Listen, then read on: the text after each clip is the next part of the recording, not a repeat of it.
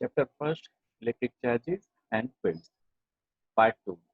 In this video, we have to learn about Coulomb's law in the vector notation, then force between the multiple charges, then we have to understand about the basic concept of electric field, then after the electric field lines and its general properties. Before we start this module, uh, in the previous video, we learned about the electric charges. There are mainly two types of charges, positively charged and negatively charged. So positively charged, which is considered as a proton, and negatively charged, which is considered as a electron.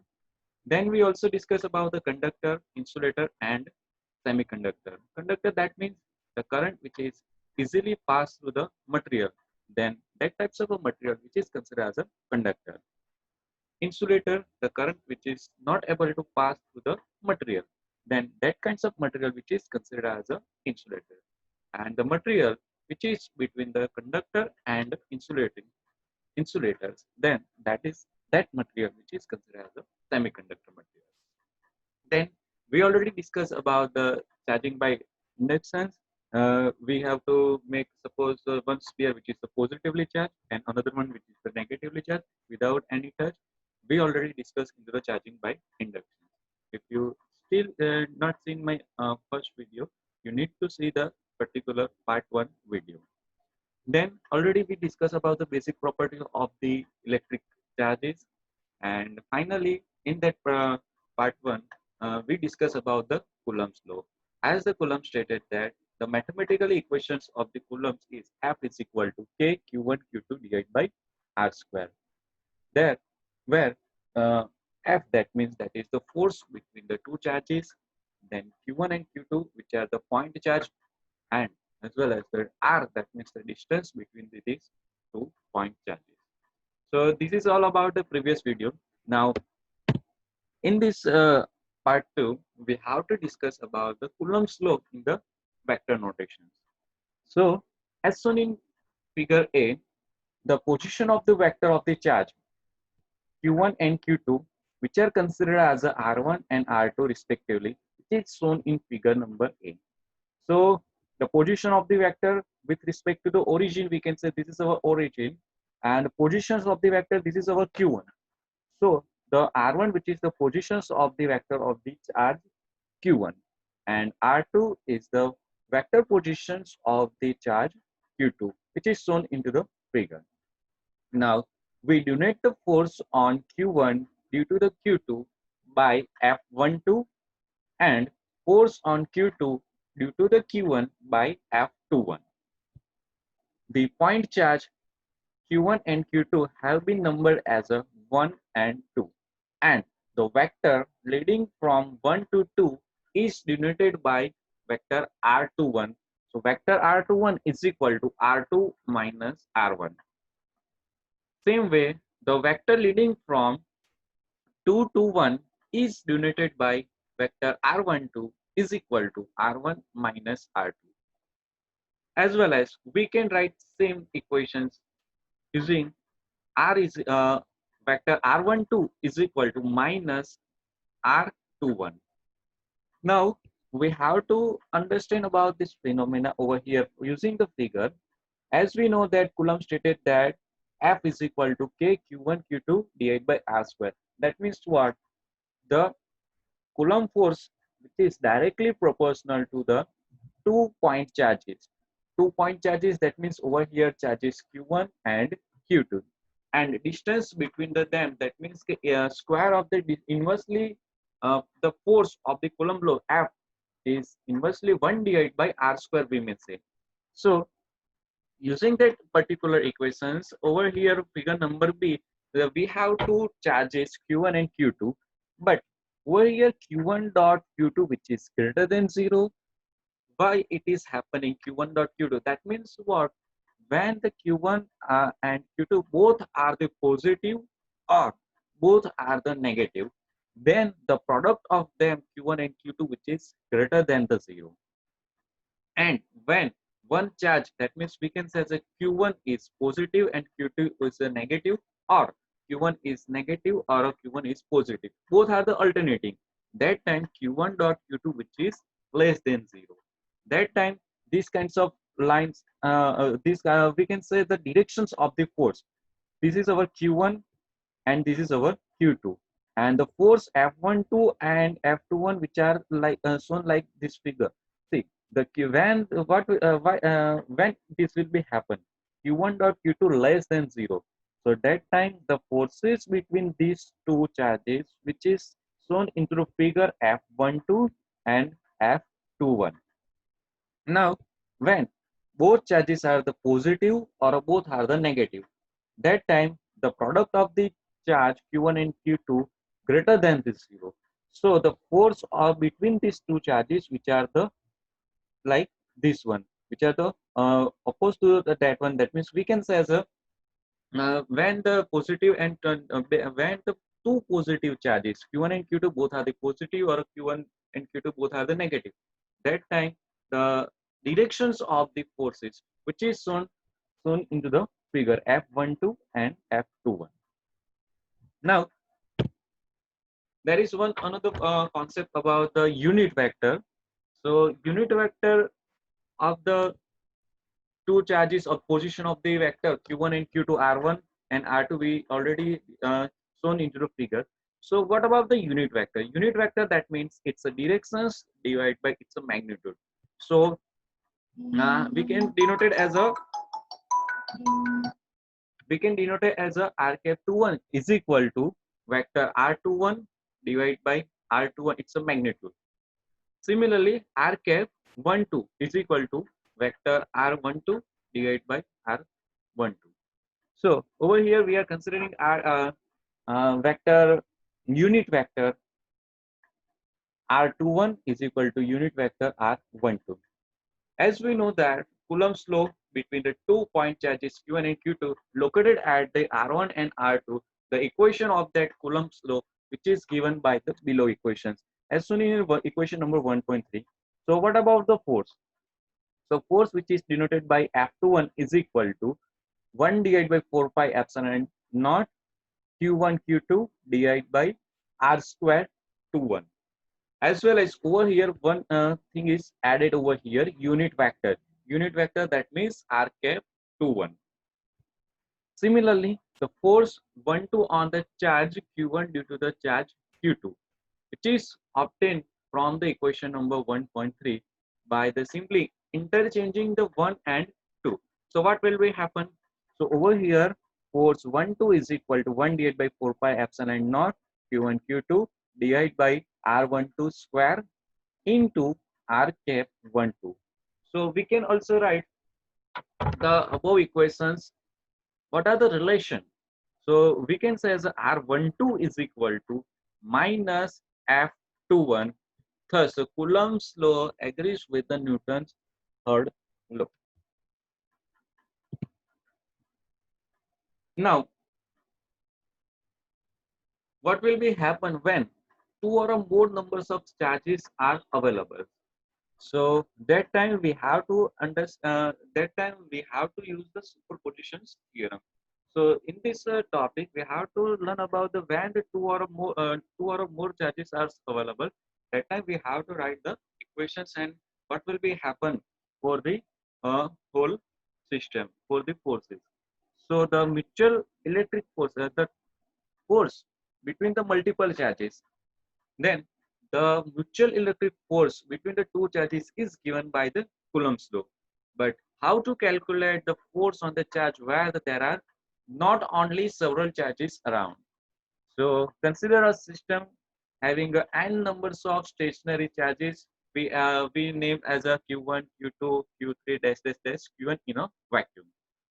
So what is the force? Now we need to suppose we are assuming that we need to find out the force on the Q1 because of the due to the Q2, Q3 dash dash dash Qn numbers of the charges.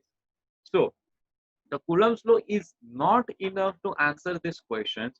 We need to find out the force on the due to the different charges Q2, Q3 dash dash dash Qn on the Q1. So Coulomb's law is not enough to give this answer. So we need to use superposition principle. So what about that principle? So the statement of the superposition principle is that the force on any charge due to a number of other charges is the vector sum of all forces on that charge due to the another charge. So taken at a one time, that is also important point.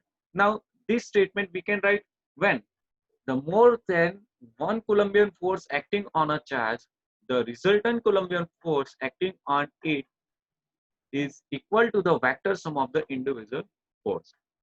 So for the simplification, so over here we are considering the charge Q1, Q2 and Q3 which is shown into the below figure. Now let's say the force we are considering the force of Q1. We need to find out the force of Q1 due to the two another charges Q2 and Q3. So therefore, by using the vector additions of the force due to the each of these charges, so let consider the figure. This is our origin. The charge Q1, Q2, and Q3, which are shown as into the figure, and the position of the vector Q1, which is denoted by R1, Q2, which is equal to R2, and Q3 of the which is equal to the R3. Position of the three charges. Now, distance from the Q1 we can say as a R12 vector positions we can be denoted as. So we need to find out the force on the Q1. That's why because of the another charges. So force on the Q1 because of the Q2 charges and force on the Q1 because of the Q3 charges. So what will be happen? So over here Q1 distance from the Q2 and Q1 we can say as a vector positions that will be denoted as a R12 and another one Q3 and Q1 which is represented as a R13 as well as the what about the force on Q1 which is denoted by the F1 which is equal to the vector F12 plus vector F13. So thus if the force on the Q1 due to the Q2 which is denoted by F12 and F12 which is given by the equations which is using the equation number 1 through 1.3 for the if the another charges are present. So what we can write F12 is equal to 1 divided by 4 pi epsilon naught Q1 Q2 divided by R square 12 into unit vector R cap 12. In the similar way, force on Q2, force on Q1 due to Q3, which is denoted by F13, which is given by 1 divided by 4 pi epsilon naught Q1 Q3 divided by R13 square into unit vector we can say as a R cap 13. So the total force F1 on Q1 due to the two charges Q1 and Q3, which is given as a F1 is equal to a vector F1 is equal to vector F12 plus vector F13 is equal to 1 divided by 4 pi epsilon naught Q1 Q2 divided by R12 square plus R cap 12 plus 1 divided by 4 pi epsilon naught Q1 Q3 divided by R13 square R cap 13. Now, what will be happen when there are n numbers of charges into the system and we need to find out the force on one charge. So over here the charge on the Q1 we need to find out the force of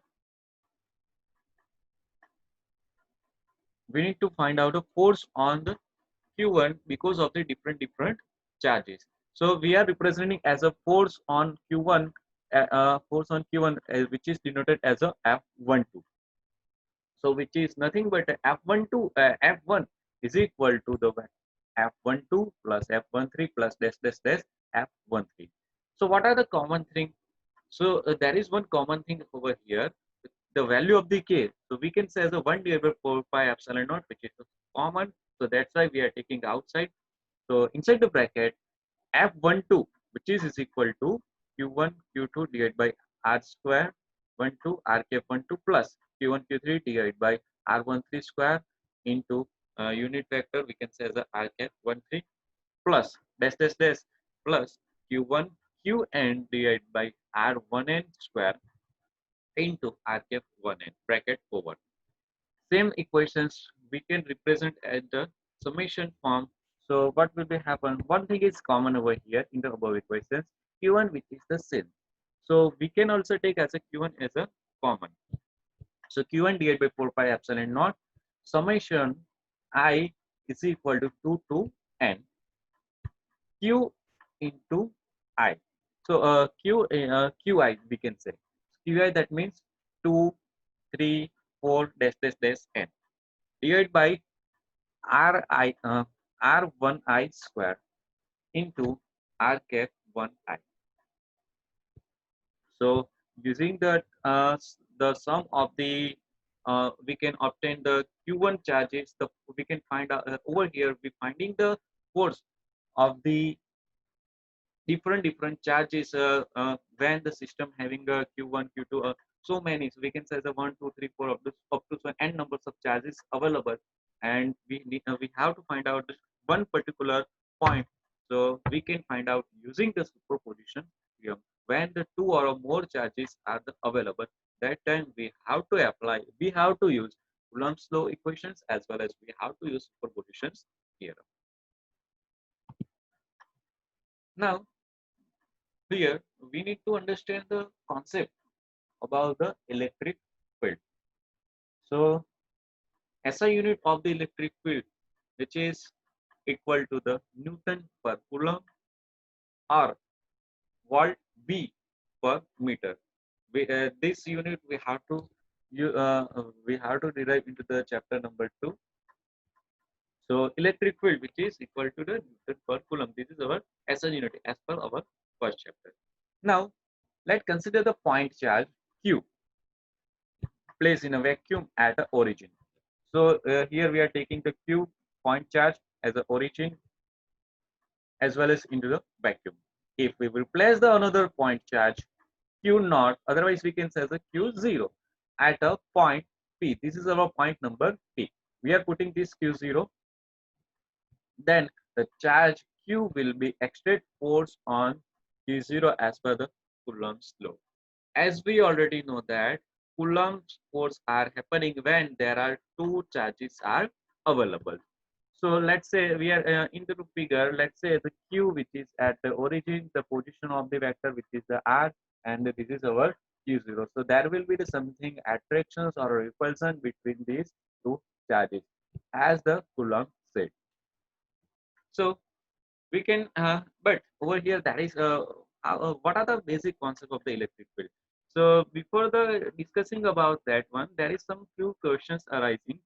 If the charge q0 is removed, then what is left in the surrounding? So suppose this is our q0, we are removing this charge, so what will be happening around this charge capital Q? Is there happening, yes or no? Then third one, if there is nothing at the point number P, then how does the force act? Act? We place the charge Q0 at the point number Q, point at Q, Q0 charge at point P. So according to this, we can say as the charge Q produce an electric field everywhere in the surrounding. So when another charge Q0 is brought at some point P, the field there are act on it and produce a force. So in order to calculate the electric field due to the charge Q, consider the test charge Q0 at a distance small r from the charge Q0.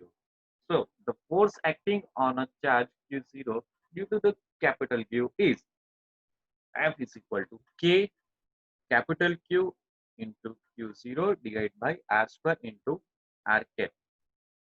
So therefore, the electric field intensity, otherwise we can say as a electric field at R due to the capital Q will be E. We can say as a vector E is equal to force vector divided by Q0. Q0 which is nothing but that is our test charge. So we are putting this value of the force in this equation, then what will be happen? Q0 will be cancel out. So K is equal so E is equal to electric field intensity. Otherwise, electric field is given by KQ, K capital Q divided by R square into R cap. Now, it is clear that when the positive charge, that means Q greater than the zero, so the direction of the field vectors are radially outside, while the negative charge, that means Q less than zero, which are the radially inward side, as well as the one point which is also shown in the figure also, we also have to observe in the figure the length of the arrow decreases, indicating that the decreasing strength of the electric field as we go away from the charge. So suppose this is our positive charge and the value of the q which is greater than 0. That's why it is so this is our positive charge. So as we shown that into the nearer of the surroundings of the positively charged, which is having something higher value, which is represent as an arrow. When we are going far from this positive charge, the arrow which is decreasing in its length. That means what? Nearer to the charge, surroundings of the charge, that is the higher electric field. As we are going far from that particular point, then this value with the electric field intensity will be lesser as compared to this nearer to the point. Similarly, we can observe into the q when the q which is less than 0, that means this is our negative charge. So the arrow which is indicated as shown in the figure, which is nothing but which is indicate about the electric field intensity. Now, the electric field due to a system of the charges. So, consider a system having a charge q1, q2, dash dash dash, n numbers of charges with the position of the vector r1, r2, dash dash dash, rn relative to the some origin. We can denote it as a O. So over here we have charges q1, q2, q3, q4, dash dash dash, qn numbers of the charges which are the available. Now the position of the vector which is denoted by r1p. Now over here we have to find out at something point number p. We need to find out the electric field at the point number p because of these different charges. So using that, the q1 from distance from, we can say as a vector positions q1, the distance between the q1 and point number p, so which is r1p, this is our r2p, this is our r3p, this is our r4p. So for the easily understanding, here we are only considering only 4 points q1, q2, q3 and q4. So to determine the field at the point number P, which is denoted as a position vector small r. So the electric field E1 at r due to the Q1 at small r1 is given by E1. Electric field intensity E1 is equal to 1 divided by 4 pi epsilon naught Q1 divided by r1p square into r cap 1p, where r cap 1p, which is nothing but that is our unit vector in the directions from q1 to p, and small r1p is the distance between the q1 and p. In the similarly manner, we can write the electric field intensity, otherwise electric field E2 at r due to the q2 at small r2 is E2 is equal to 1 divided by 4 pi epsilon naught q2 divided by r2p square into r cap 2p. R cap 2p, which is equal to what? That is our unit vector in the directions from q2 to p, and r2 is the distance between the q2 and p.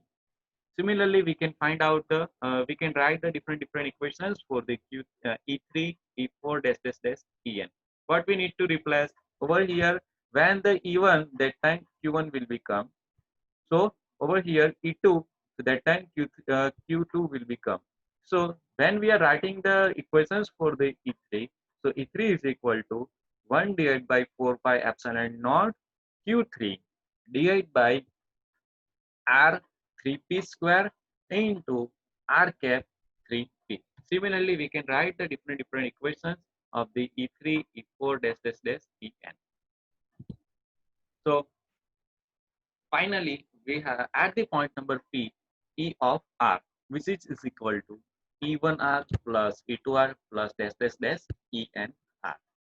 So we already write the equations, putting this above putting the value of the E1, E2 in these equations.